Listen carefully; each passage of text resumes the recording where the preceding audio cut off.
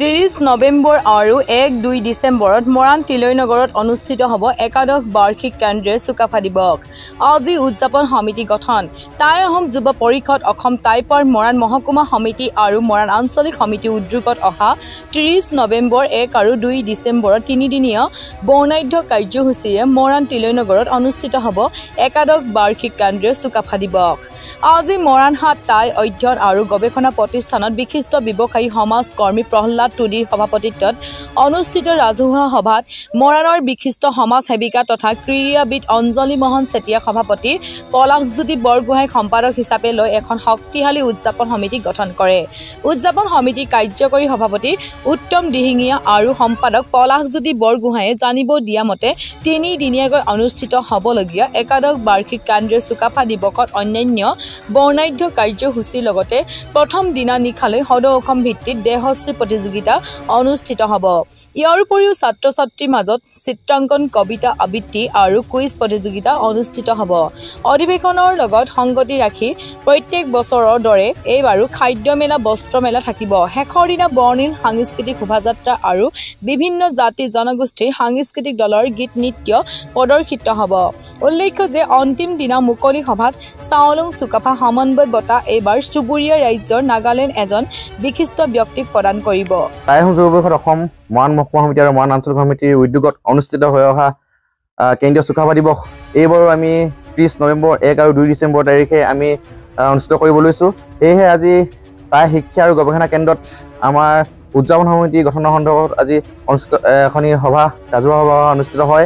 এই সভাত সভাপতিত্ব কৰে বিশিষ্ট সমাজকৰ্মী প্ৰহ্লাদ টুডি ডাঙৰীয়াৰ সভাপতিত্বত আজি এখন শক্তিশালী উদযাপন সমিতি গঠন হৈছে আগন্তুক চুকাফা দিৱসৰ কাৰণে। আৰু আমি যি বৰ্ণাঢ্য কাৰ্যসূচীৰে যি আমি চুকাফা দিৱস আয়োজন কৰি আহিছোঁ, আমি 30 তাৰিখে সদৌ অসম ভিত্তিত দেহশ্ৰী প্ৰতিযোগিতাৰ লগতে বিভিন্ন কাৰ্যসূচী থাকিব। কুইজ প্ৰতিযোগিতা, চিত্ৰাংকন প্ৰতিযোগিতাৰ লগতে বিভিন্ন জাতীয় জনগোষ্ঠীৰ সমাৰোহ, লগতে আমাৰ যি চাওলুং চুকাফাৰ বৰ অসম সমন্বয় বঁটা যি আমি প্ৰত্যেক বছৰে বঁটা প্ৰদান কৰি আহিছোঁ, সেই বঁটাও এইবাৰ আমাৰ 2 ডিচেম্বৰ তাৰিখে আমি বঁটা প্ৰদান কৰা হ'ব। আৰু এখন জাতি জনগোষ্ঠীৰ লগতে বিভিন্ন ব্যক্তিৰ এখন আমাৰ মুকলি মিটিং আমাৰ অনুষ্ঠিত হ'ব। লগতে বিভিন্ন কাৰ্যসূচীৰে আমাৰ 3 দিনীয়াকৈ বৰ্ণাঢ্য কাৰ্যসূচীৰে এই চুকাফা দিৱসখন আমি আয়োজন কৰিবলৈ আমি আগবাঢ়িছোঁ। খুব টাই ৰিচাৰ্চ চেণ্টাৰত খুব এখন গাম্ভীৰ্যপূৰ্ণ বুলি ক'ব লাগিব, এখন খুব সৌহাৰ্দ্যপূৰ্ণ এখন সভা অনুষ্ঠিত হৈ আছে। মৰাণৰ ভালেকেইজন বিশিষ্ট ব্যক্তি আছে। আমাৰ সন্মানীয় প্ৰহ্লাদ টুডি ডাঙৰীয়াই সভাপতিত্ব আসন অলংকৃত কৰি আছে। আমাৰ অঞ্জলি চেতিয়া বাইদেউ আছে, নবীন গগৈ ছাৰ আছে। তেনেকৈ ভালেকেইখন আমাৰ বিশিষ্ট ব্যক্তিসকলে, সাংবাদিক বন্ধুসকলো উপস্থিত আছে। খুব এটা ধুনীয়া অনুষ্ঠান হ'বৰ কাৰণে এটা প্ৰস্তুতি চলি আছে। আমাৰ অহা 30 নৱেম্বৰ আৰু 1-2 ডিচেম্বৰ তিনিদিনীয়া বৰ্ণাঢ্য কাৰ্যসূচীৰে তিলৈ গ্ৰাম্য বজাৰত আমি আমাৰ চুকাফা দিৱসটো আমি অনুষ্ঠিত কৰিম। আৰু এই চুকাফা দিৱস তিনিদিনা কাৰ্যসূচী খুব সুন্দৰকৈ হ'ব। প্ৰথমৰ দিনা আমাৰ কাৰ্যসূচী থাকিব, দ্বিতীয় দিনা থাকিব, তৃতীয় দিনা থাকিব, আৰু প্ৰত্যেক দিনা কাৰ্যসূচী আমাৰ খুব সুন্দৰ হ'ব। আৰু তাতে এটা আমি চুকাফা বৰ অসমৰ এটা সমন্বয় বঁটা বুলি এটা আমি বঁটা প্ৰদান কৰোঁ। সেই বঁটাটো আমি তাতে প্ৰদান কৰিম। আমি সেই বঁটাটো কাক প্ৰদান কৰিম আমি পিছৰ পৰ্যায়ত আমি সেইটো ঘোষণা কৰিম। গতিকে আমি আশা ৰাখিছোঁ আমাৰ যি কাৰ্যসূচী আগৰ তুলনাত এইবাৰ তাতকৈ বহুত বেছি ভাল হ'ব। আৰু মৰাণবাসীৰ যি সহযোগিতা, সেই সহযোগিতা ক্ৰমান্বয়ে বৃদ্ধি পাব ধৰিছে।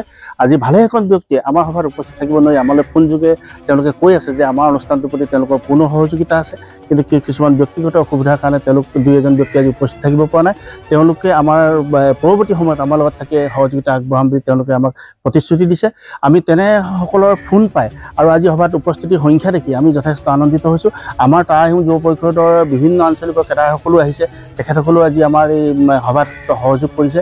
আৰু যিকোনো প্ৰকাৰে আমাৰ তিলৈ গ্ৰাম্য অঞ্চলৰ যি চুকাফা দিৱসৰ যি ঐতিহ্য, সেই ঐতিহ্য পুনৰ অটুট ৰাখিবৰ কাৰণে তেওঁলোকে সকলোৱে সংকল্পবদ্ধ হৈছে। গতিকে আশা ৰাখিছোঁ আমি মৰাণবাসী ৰাইজৰ সহযোগত সমগ্ৰ অসমৰ বাবে মৰাণৰ ৰাইজে এখন সৰ্বাংগ সুন্দৰ চুকাফা দিৱস উপহাৰ দিবলৈ আমি সক্ষম হ'ম।